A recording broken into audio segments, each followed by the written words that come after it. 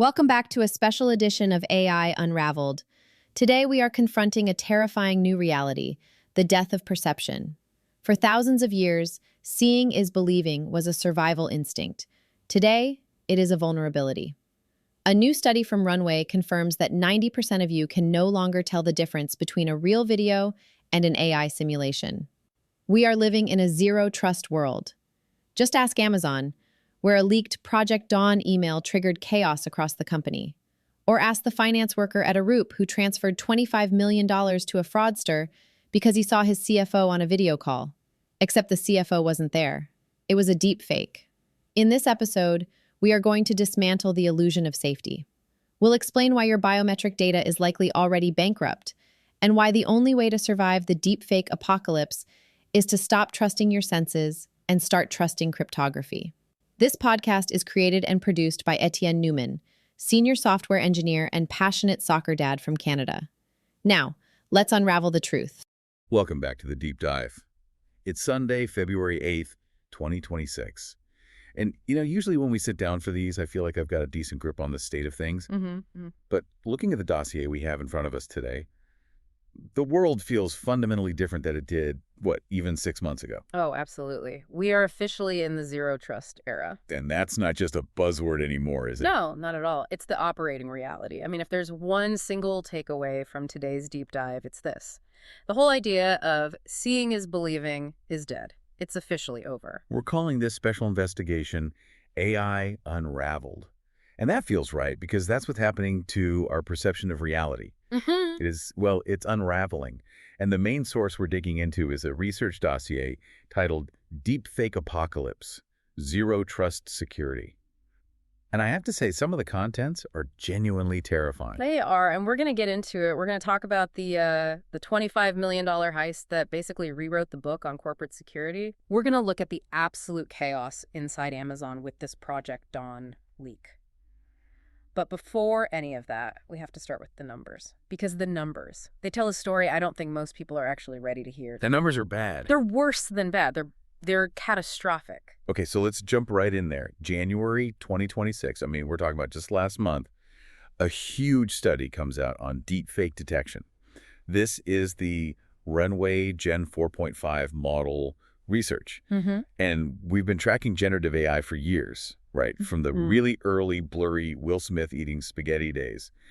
But this study, this feels like the tipping point. It absolutely was. And we need to be really clear about the methodology here because a lot of these studies can be flawed. They'll show people low-res fakes or they'll use participants who don't really know what to look for. Yeah, so not primed for it. Exactly. This one was different. It took over 1,000 people and showed them this mix of authentic, high-fidelity video footage and AI-generated content from the brand new Gen 4.5 model. So we're not talking about those stylized images like the Pope in a puffer jacket that were obviously fake. No. These were photorealistic, state of the art. And the question was so simple. Is this real or is this fake? And the result, humans, are now only 57.1% accurate at spotting deepfakes. 57.1%. Let's sit with that for a second. That's barely better than a coin flip. It's statistically insignificant from random chance. Think about that. If I showed you a video of your boss or a news clip from a war zone or, the security feed from your own front door, you have a roughly 50-50 shot of guessing if it's reality or if it's just generated by a server farm somewhere. That's insane. And we're not just talking about grainy UFO videos. This is high-fidelity human interaction. But what really got me in the notes was the category breakdown. I always assumed, okay, we'd be bad at spotting a fake landscape, but we'd be good at spotting living things. The data says the opposite. It's fascinating and it's terrifying. The study shows that for animals and architecture, human detection is actually less than 47%. Less than?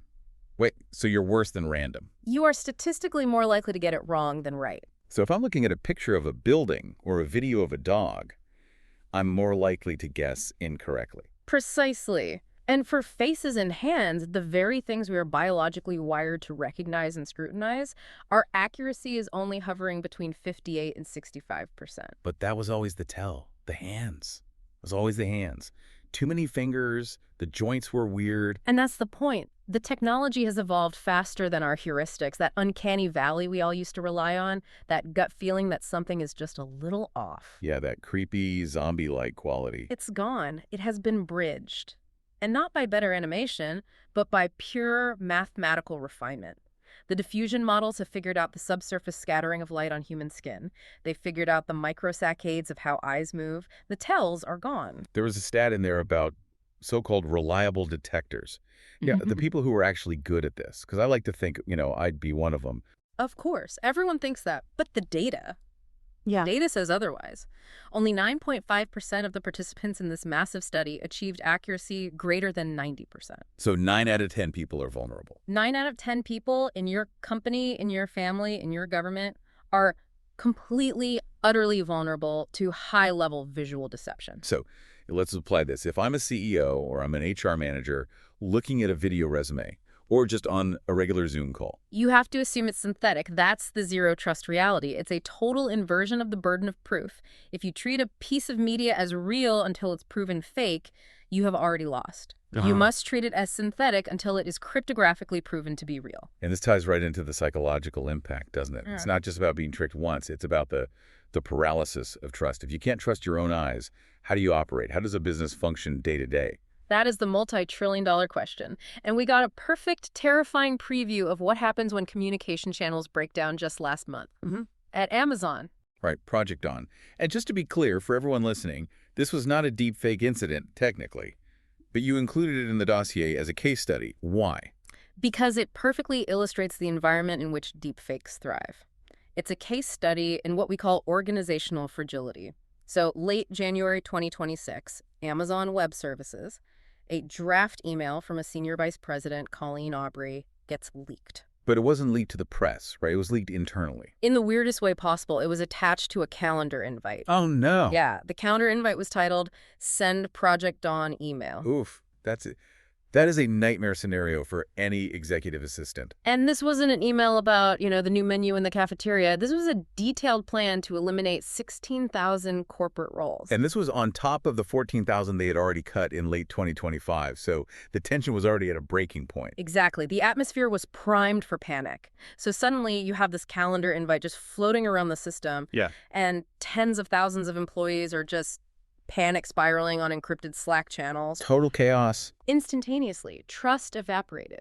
Nobody knew it was real. Nobody from official channels was saying anything. Nobody knew if it was final. And the point you're making here is that in an environment that volatile, that confused, you don't even need a perfect state-of-the-art deepfake to cause absolute mayhem. Correct. The trust gap is already wide open. So now imagine a bad actor inserts a deepfake into that chaos.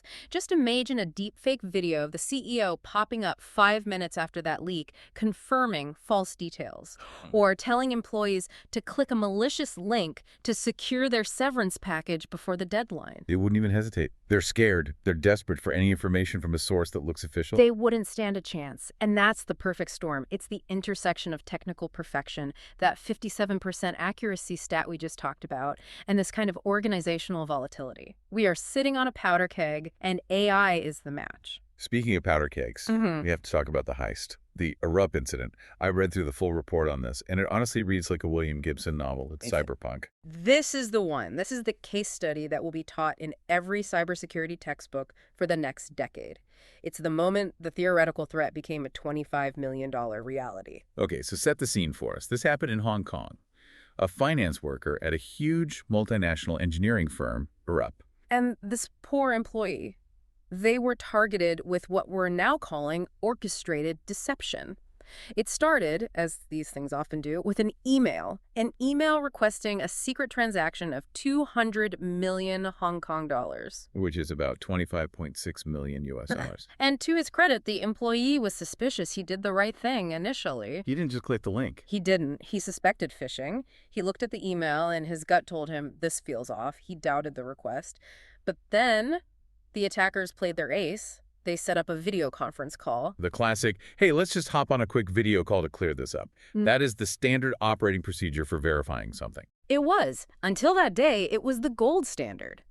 So the employee joins the call, and there on his screen is the company's UK-based CFO. And not just the CFO. Several other senior executives are on the line as well. People the employee would recognize. People he works with. People he knows. People he feels or respects, or both. He's looking at their faces, he's hearing their voices, he's watching them nod in agreement as the CFO gives the instructions. But here's the absolute horror of it. Everyone else on that call was a deepfake. Wait, everyone, I want to be crystal clear on this. The employee is sitting on a video call looking at a grid of faces, and all of them were generated by AI. Every single Yeah. one. The attackers had used publicly available footage of these executives, earnings calls, interviews on YouTube, conference keynotes, to train models that could simulate them in real time. The employee was the only human in that digital room. That is just, it's chilling. It's like a digital ghost story. You're holding a seance with a machine that's wearing the faces of your bosses. And it completely shattered the second factor myth. For years, the advice we all gave was, if you get a suspicious email, get them on a video call, verify it with your eyes.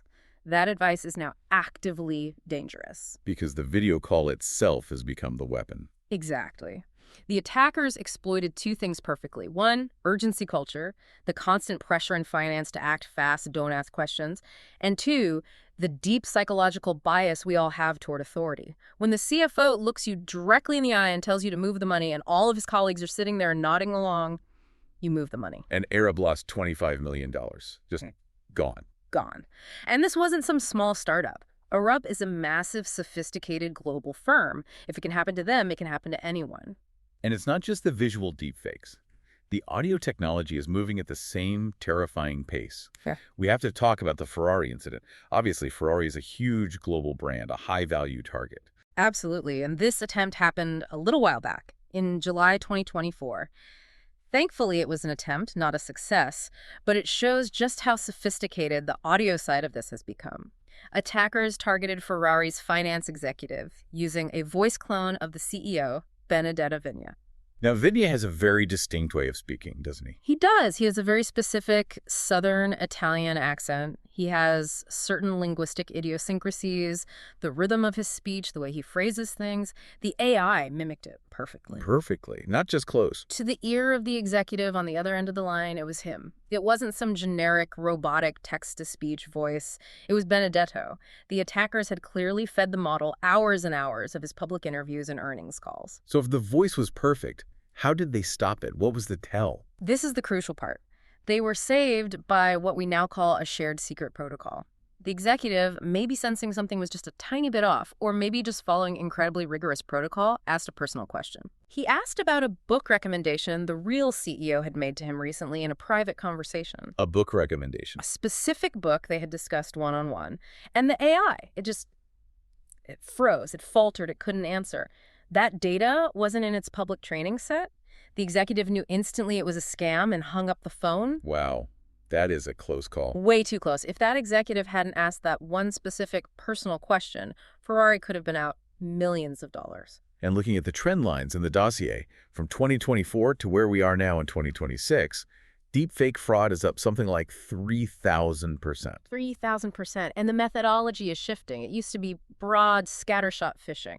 You send out 1 million emails and hope one person clicks. Now it's deepfake spear phishing. So it's targeted. Highly targeted. They build a persona, they study you, they scrape your LinkedIn, your social media, they interact with you across multiple platforms, WhatsApp, Zoom, email. They build a whole narrative over days, even weeks, to groom you. It's basically psychological warfare conducted by algorithm. It is. Which leads us to the next massive systemic problem. If they can perfectly clone our faces and our voices, what happens to all the security systems that rely on them? You're talking about biometric bankruptcy. That's a term from the dossier that really stuck with me. That's the term. And it's as terrifying as it sounds. Biometric bankruptcy is the concept that once your core biometric data is compromised, it's compromised forever. Right, because if my password gets stolen, I just go online and I change my password. If my credit card number is hijacked, I call the bank and they issue a new one. Exactly. But if your face is stolen, you can't change your face. If your voice print is stolen from a voicemail, you can't go out and get new vocal cords. Is this a theoretical risk, though? Or is our biometric data actually being stolen at that kind of scale? It is happening at an industrial scale. We need to talk about the GoldPickaxe malware. I've heard the name. I know it's mobile malware, but break it down. It was discovered between 2024 and 2025. It's a Trojan that specifically targets facial scans. It disguises itself as a legitimate government verification app or some other innocent utility. Once it's on your phone, it doesn't steal your money directly. It harvests the raw facial data that your banking apps use for their liveness checks. So it's not stealing the money, it's stealing the key that unlocks the money. It's stealing the key that you can never, ever change. And it's not just malware. Think about social media. We all post these incredibly high-resolution photos now. Our phone cameras are 4,800 megapixels. If you post a high-res photo of yourself waving at the camera, attackers can literally extract your fingerprints from the image. They can map the unique patterns of your irises. I hadn't even thought about the resolution aspect. We're just giving them these high-definition blueprints of our own biology. We're handing them the keys to the kingdom. And this leads to 3 inescapable consequences. First, what we call lifetime exploitation. Data stolen today is valid forever. 10, 20 years from now, that scan of your face is still your face. Second, scalable impersonation. These new AI tools, like Real Talk, they only need a few seconds of your audio to generate infinite synthetic speech. So they can take a snippet of me from this very recording. And they can make you say anything they want, forever. They can make you confess to a crime, authorize a war, break up with your spouse in a voicemail. And third, authentication failure. Those false match rates, the statistics that banks and security companies use to say our system is 99.9% secure, they're becoming irrelevant because the fakes aren't close matches anymore. They are perfect clones. So if faces are dead as a security measure and voices are dead, what's left? What do we use? The pivot is to behavioral biometrics. We have to stop looking at what you are, your face, your fingerprint, and start looking at how you act. Like how fast I type. For your typing cadence, yeah. The unique rhythm of your keystrokes. The way you hold your phone, the gyroscope data is unique to you. The micro movements of your lips when you speak. The specific way your eyes dart around a screen when you read. These things are much harder to clone. Harder, but not impossible, I'm guessing. Not impossible. We're already seeing full body motion AI and emotional AI that are starting to simulate these behaviors. It's a constant arms race. But for right now, behavioral biometrics are the stopgap. Okay, so this is a lot. The biological signals are bankrupt. The video feeds are fake. We need a new foundation for trust. The dossier calls this the solution stack. The idea that we have to rebuild trust from the ground up, technologically. We have to make the shift from trust as a feeling to proof of personhood as a cryptographic asset. Let's start with World ID, the orb. I feel like whenever this comes up, people get very uneasy. It sounds dystopian. The orb, yeah, the branding and the sci-fi look of it didn't do them any favors, but it's a very serious attempt to solve a fundamental internet problem called the Sybil attack. A Sybil attack. I see that term a lot in crypto discussions, but can you break it down for a general audience? Sure. A Sybil attack is simply where one bad actor pretends to be thousands or millions of different people online. Think about an online poll. If I can create 10,000 bots that all look and act like real people, I can rig any vote. I can crash a server with traffic. I can claim 10,000 universal basic income checks. And in the age of generative AI, creating 10,000 fake digital people is incredibly cheap. It costs pennies. It's trivial. So World ID's proposal is this. We need a way to prove that you are a unique human being one time. The orb uses custom multispectral imaging to scan your iris. My eyeball, yeah. Right. But, and this is the absolute critical part to understand, it is not just taking a picture of your eye and storing it on a server with your name on it. It's verifying your uniqueness and then generating a secure, anonymous iris code. And what about the privacy concern? I mean, scanning my eyeballs feels inherently invasive. That's the big pushback you always hear. It is the big hurdle, absolutely. But the architecture is designed around something called zero-knowledge proofs, or ZKPs. And this is a concept that is going to be incredibly important for everyone to understand in the coming years. I always have trouble wrapping my head around ZKPs. Can you give me the simplest analogy you've got? Explain it like I'm 5. Okay. Imagine there's a circular cave. It has one entrance, and deep inside, there's a magic door that connects the 2 paddles of the circle. This door only opens with a secret password. Okay, I'm with you. Now, I want to prove to you that I know the password, but I absolutely do not want to tell you the password itself. So I go into the cave on the left path. You wait outside. A minute later, I emerge from the right path. The only way you could have gotten from the left path to the right path is if you went through that magic door. Exactly. So you know that I have the password because you saw the result of me appearing on the other side, but I never actually revealed the secret to you. My knowledge was proven without being exposed. I like that. That's a great explanation. So in this context, the orb system tells an app, Yes, this is a unique human who has been scanned without ever telling the app who that human actually is. Precisely. It proves the attribute humanity without revealing the identity John Smith. It's designed to protect your privacy while proving you are not a bot. It's a defense against Sybil attacks. And on the consumer hardware side, we have Apple doing something similar with their devices. Apple Optic ID. If you've ever used the Vision Pro, you've experienced this. It's designed to secure the interface between the human and the spatial computer. Is it basically the same technology as the Orb? It's a similar concept, but a different execution. It uses the secure enclave and the neural engine on the chip itself. It uses something called spatiotemporal modulation. It's basically projecting and reading unique patterns of infrared light onto your eye to ensure it's looking at a real, living eye, not a screen or a high-tech mask. So it's another form of liveness check. A very, very advanced one. Apple claims the false match rate is less than 1 in a million. But here's the key limitation. Optic ID secures your session locally. It unlocks your device. It authorizes a payment. It doesn't necessarily prove who you are to a remote participant on a video call in a cryptographically signed way. Not yet. Which brings us to the content itself. If I get a video of the president or an email from my CEO, how do I know it's really from them? That's where C2PA comes in. C2PA. The Coalition for Content Provenance and Authenticity. This, to me, is one of the most crucial pieces of the puzzle. The simplest way to think about it is as a nutrition label for digital media. I love that analogy. It's like the ingredients list for a digital file. Exactly. When a video is created, if the camera or phone is C2PA compliant, it creates a manifest the second the file is born. It makes a series of assertions. This video was filmed on this specific Sony camera at this exact time at this GPS location, and then this is the key. It cryptographically signs that manifest. Like a digital wax seal on a letter. A seal that shatters if you change a single pixel of the video. If someone takes that authentic video and uses AI to change the words coming out of a person's mouth, the signature breaks. Or if they use an Adobe tool to edit it, the tool is supposed to add a new line to the manifest saying, edited on this date with generative fill. So in the future, my web browser or my email client will just flag it for me. That's the end goal.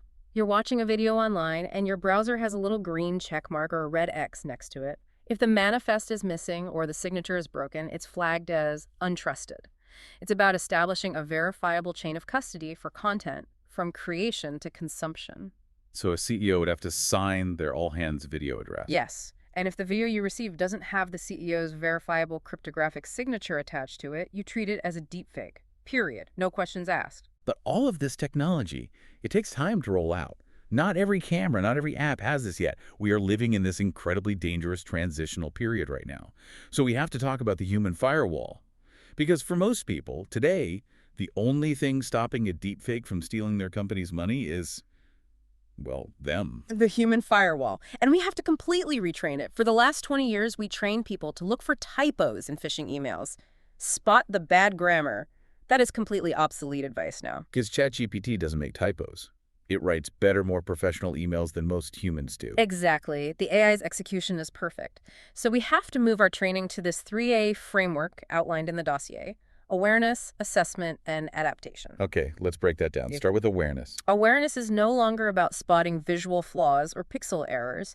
It's about training your people to recognize a deviation from process. Can you give me a concrete example of that? Sure. Your CEO calls you on Zoom. He looks perfect. He sounds perfect. The video quality is flawless. But he asks you to bypass the standard, required dual authorization for a wire transfer because it's an urgent, time-sensitive deal, and he's about to step onto a plane. So the visual information is perfect, but the request itself is the red flag. Exactly. The threat isn't the glitchy video anymore. The threat is the request to bypass financial controls. If a request violates established protocol, it must be treated as a threat, even if it appears to come from the face of God himself. That's a really hard mental shift to make. We're social animals. We're wired to obey the faces we recognize, especially those in authority. Which is why the second A is assessment, active simulation. Companies now have to start using internal AI red teams. So they're attacking their own employees to test them. They have to. They use cloned voices of their own executives to call their own finance department. They test them. Can we trick the finance director into transferring a test amount of $10,000? That sounds brutal. Imagine getting a formal warning because you fell for a fake version of your own boss that your own boss hired someone to create. It's necessary brutality. HR departments are starting to interview synthetic candidates, AI-driven avatars, to see if their recruiters can spot the fake. You have to build that muscle memory of skepticism. You have to be inoculated against it. And the third A, adaptation. That's about having enforceable, non-negotiable policy. Mandatory callbacks, for instance. If any transfer request over, say, $10,000 comes in, you must hang up the video call and call that person back on a pre-verified internal phone number. No exceptions. Ever. It sounds like we're having to go back to old school analog defenses to fight these new school digital threats. We are. We absolutely are. We need analog defenses. Shared secrets are making a comeback. Like the Ferrari executive asking about the book recommendation. Exactly like that. Or companies are instituting simple code words of the day. The code word for today is blueberry.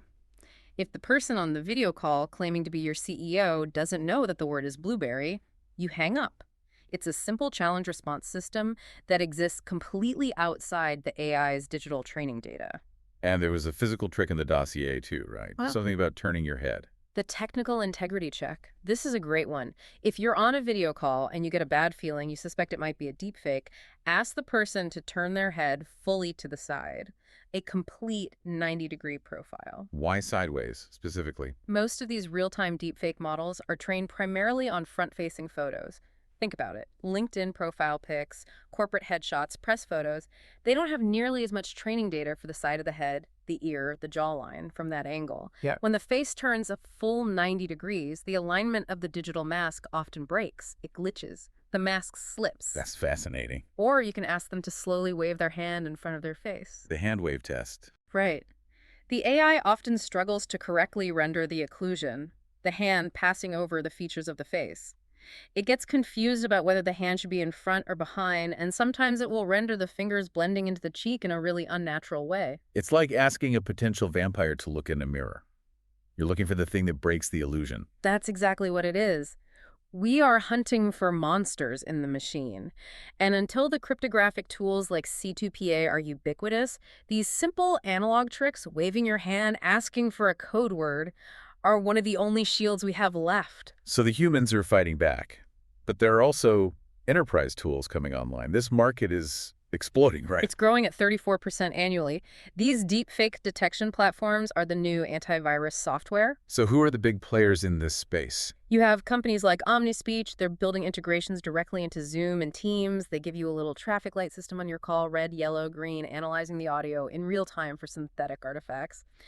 So I could be on a call, and a little red light just pops up on my screen warning me the audio I'm hearing is likely synthetic. Exactly. It's looking for tiny artifacts in the waveform that the human ear can't perceive. Then you have Reality Defender, which does multimodal screening of video, audio, and images. And newer startups like HughGPT. HughGPT. Yeah, they're combining behavioral biometrics with a human-in-the-loop verification service. So for really high-stakes decisions, the AI makes a detection, but then it's reviewed by a human expert before the final verdict is given. Because sometimes you still need a human to catch a robot. And then, of course, there's the legal hammer that's finally coming down. The EU AI Act, for instance. The regulations are finally starting to catch up to the technology. They are, and they're mandating the labeling of AI-generated content. But more importantly, the compliance risks are forcing companies to take this seriously. It's not just about the risk of losing money to a scammer anymore. It's about massive AML, anti-money laundering, and KYC know your customer fines. Right. If a bank onboards a new client using a deepfake video, and that account is used to launder money, the bank is on the hook. The fines can be hundreds of millions of dollars, and that's not even touching on the reputational damage. If a fake video of your CEO announcing a phony bankruptcy goes viral, your stock will tank in minutes. We saw a preview of it with that fake Eli Lilly tweet about insulin years ago, but now imagine it's a photorealistic video of the CEO saying it. uncontrolled market volatility. Exactly. So the entire world of corporate governance is having to pivot. We're moving from reactive to proactive. We're seeing the adoption of distributed ledger technology blockchain for creating immutable audit trails of every major decision. Everything must be verifiable. It really feels like we're building a technological fortress around the very concept of truth. We have to, because the alternative is a world where truth is simply subjective, and that's a world that cannot function. Okay, so let's bring this all home. We've covered the horror of the runway stats, the audacity of the Arup heist, the total collapse of biometrics, and the slow rise of a new stack of cryptographic truth. What is the final verdict here? The verdict is that the zero trust era is not coming. It's here. The deepfake apocalypse isn't some future sci-fi scenario. We are living in it right now. But it doesn't have to mean the end of communication. It just means the end of unverified communication. Precisely. The key to survival in this new world isn't about having better eyes or sharper ears. You cannot train your senses to beat the algorithm. The key to survival is about demanding better provenance. If you cannot verify how something was made, you cannot trust what it says. That is the single golden rule for the next century. We are moving into a world where verified is the only state of information that matters. Trust was once a human emotion. It was a gut feeling, a bond, a handshake. Now, trust is a string of cryptographic signatures. It's a hardware signal from a secure enclave. That's such a profound shift in the human experience. We're effectively outsourcing our own intuition to mathematics. We are, and that raises a really provocative question to leave our listeners with. What's that? In a world where your face can be stolen, your voice can be cloned, and your unique behaviors can be simulated, is your identity, as we've always understood it, effectively dead? If the digital you can be replicated so perfectly that it's indistinguishable from the real you, what happens to the value of the original? If I truly can't tell the difference between you and your digital clone, does the difference even matter anymore? That is a terrifyingly existential thought, and frankly, a little depressing. It is, but it's the question we are all going to have to answer if we want to navigate the decade ahead. This has been AI Unraveled. Verify everything. Everything. That wraps up our deep dive into the zero trust reality. The signal for today is provenance. In a world where video can be faked and voices can be cloned, content is worthless without a chain of custody. The future of security isn't about better detection tools.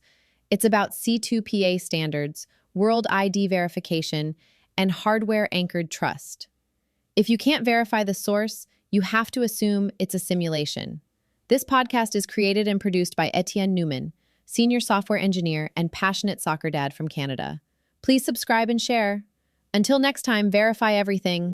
And before you go, if your company is building the tools that power the workflows we talked about today, I'd love to showcase them to this audience.